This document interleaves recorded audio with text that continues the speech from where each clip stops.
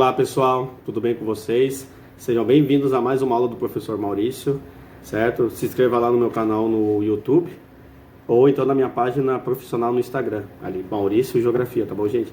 Bom pessoal, é o seguinte, eu resolvi dar uma pausa das minhas férias, né? Como vocês sabem, eu só retorno daqui a 2 semanas, né, na escola.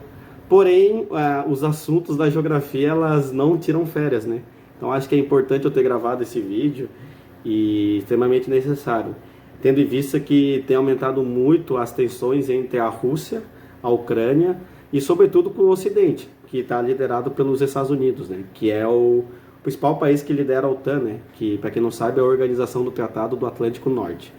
Ou seja, na verdade, as tensões entre a Ucrânia e a Rússia já remontam desde 2014, quando a Rússia então anexou a Crimeia, que é uma região que faz parte da Ucrânia, fica em volta ali do Mar Negro, mas é de maioria russa, e sobretudo a parte leste da Ucrânia, onde boa parte da população ela é pró-Rússia. E a Ucrânia é um país que ela tem uma importância muito grande, né? Não só no sentido econômico, mas no sentido geopolítico.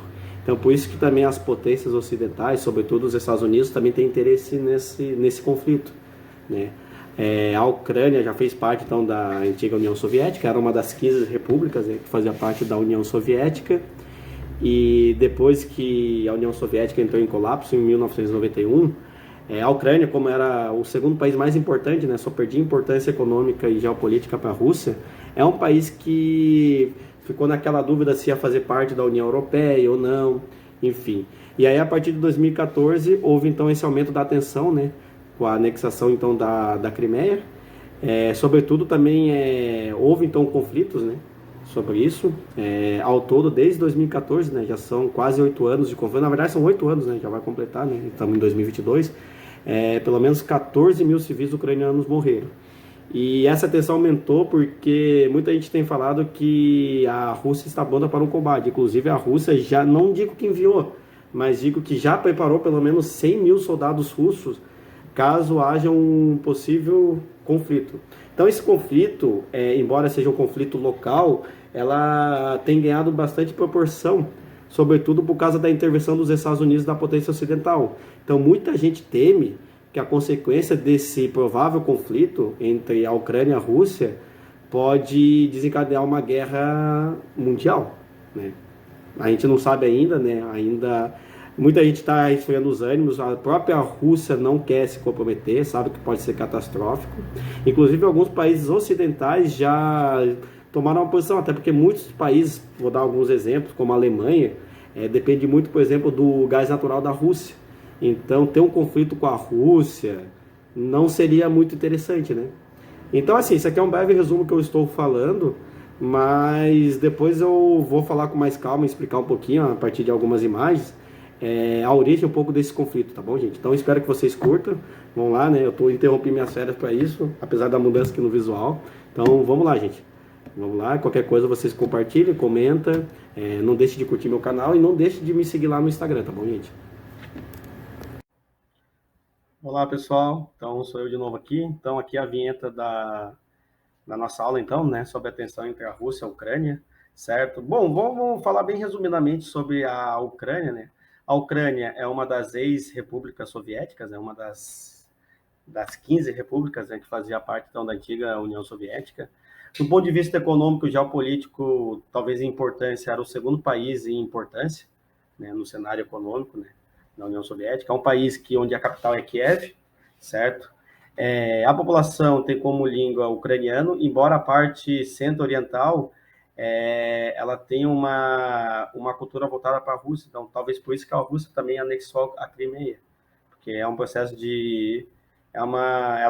a cultura é mais identificada com a cultura russa, né?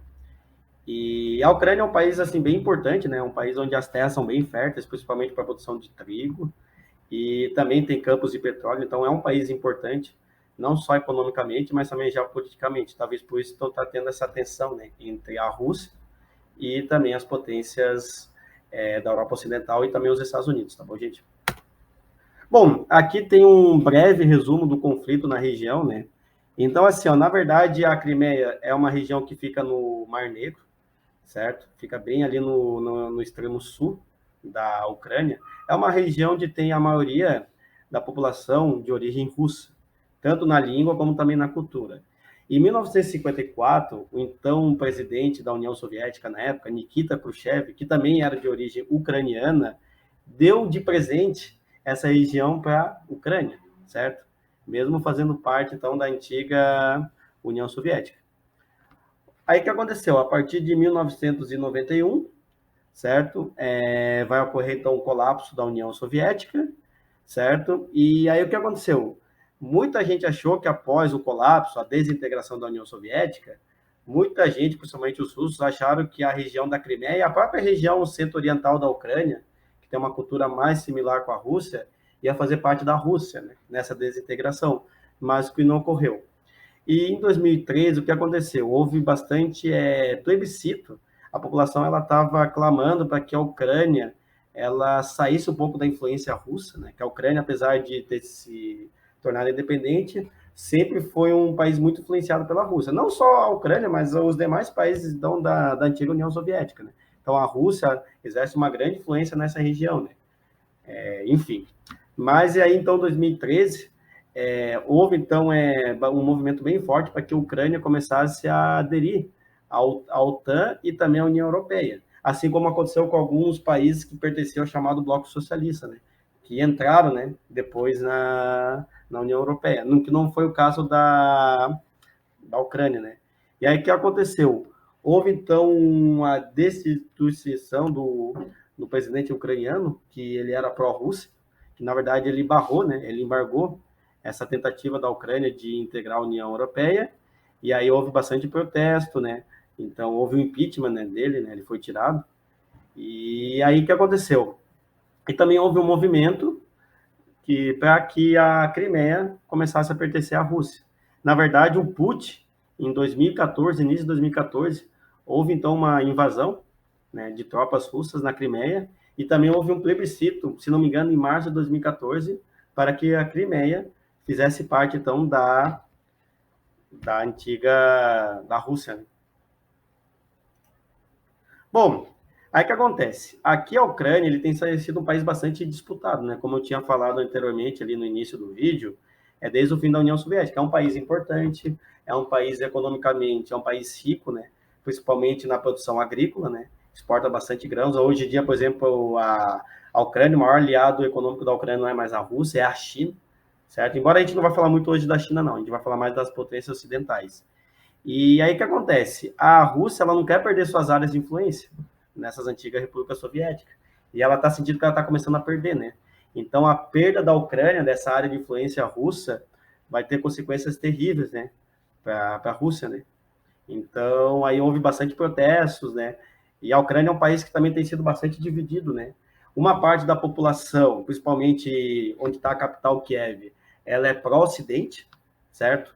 Na Ucrânia, só que a parte centro-oriental, onde está a Crimeia, e também tem a região de Donbás, onde tem uma cidade importante, que é Donetsk, né? Onde fica, por exemplo, até um time famoso, que é o Shakhtar, onde tem bastante brasileiro jogando, é uma região que ela já é mais pró-russa. Então, a própria Ucrânia, ela está bastante dividida. Então, não há uma coesão dentro do país, certo? Bom, o que diz a Rússia? Então, assim, como eu tinha falado anteriormente, a Rússia ela tem esse desejo de manter essa área de influência, né? E isso é fato, né? Tanto é que a Rússia ela tem bastante aliado. Um dos aliados, por exemplo, da Rússia é o Belarus, né? Onde está o Lukashenko, que é um país que também passou por alguns problemas políticos, né? Há uns 2 anos atrás. Recentemente também a Rússia apoiou o presidente do Cazaquistão, que estava acontecendo alguns protestos graves, né, no final do ano, né, nessa mudança entre 2021 e 2022. Então, isso é algo que, na verdade, já é uma política já do presidente Putin, né? Para quem não sabe, né, o Putin ele é um cara saudosista da antiga União Soviética, já fez parte da KGB, né? Ele é uma figura, não só um presidente, mas ele comanda com mão de ferro, né, a Rússia, e ele tem essa questão muito, né, de influenciar esse poderio bélico, né? Embora a Rússia tenha perdido um pouco a sua influência, ainda é um país poderoso, né, nesse sentido geopolítico, certo? Inclusive, a Rússia ela exigiu da OTAN que a OTAN não busque novos aliados. Para quem não sabe, a OTAN é a Organização do Tratado do Atlântico Norte. A gente até falou isso em algumas aulas, por exemplo, quando a gente falou sobre a Guerra Fria, né, que foi uma organização que foi criada, liderada pelos Estados Unidos, foi criada em 1949, né? Foi no ápice da Guerra Fria.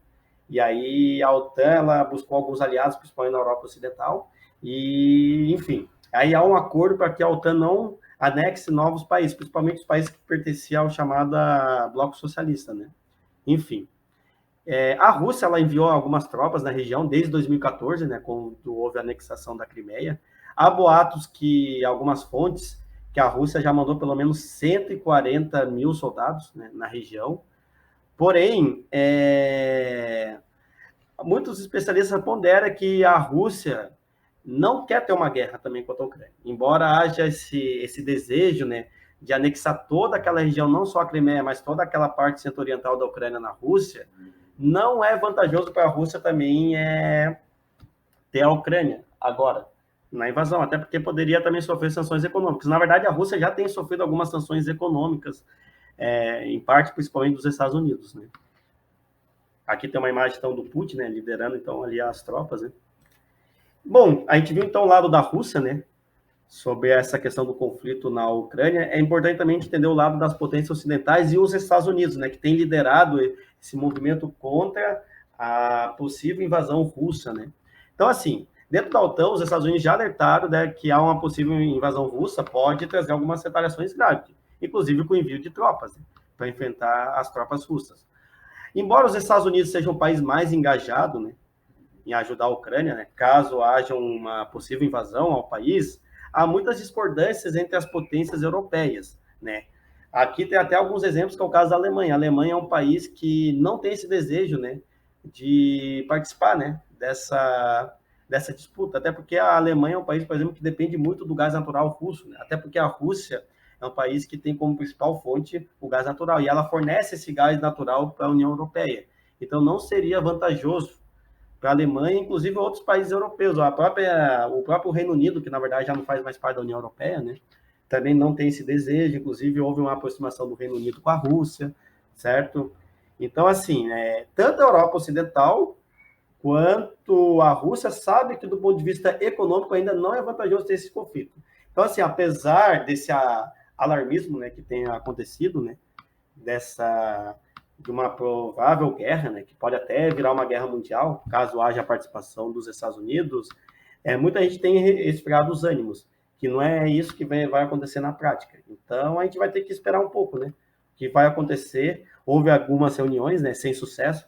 Aqui tem uma reunião que houve entre o secretário russo e o secretário norte-americano, né, para negociar, né, esse imbróglio, né, na Ucrânia, porém ainda sem sucesso, tá bom, gente? Então, agora só a gente vê as cenas dos próximos capítulos, tá bom, gente? Aqui, para finalizar, aqui a nossa bibliografia, né? Quais foram as referências que a gente usou. Então, é sempre importante citar essas bibliografias. E era isso, gente. Foi uma aula resumida, mas importante para a gente entender um pouco essa tensão entre a Rússia e a Ucrânia. Espero que vocês tenham gostado e fica aqui meu abraço.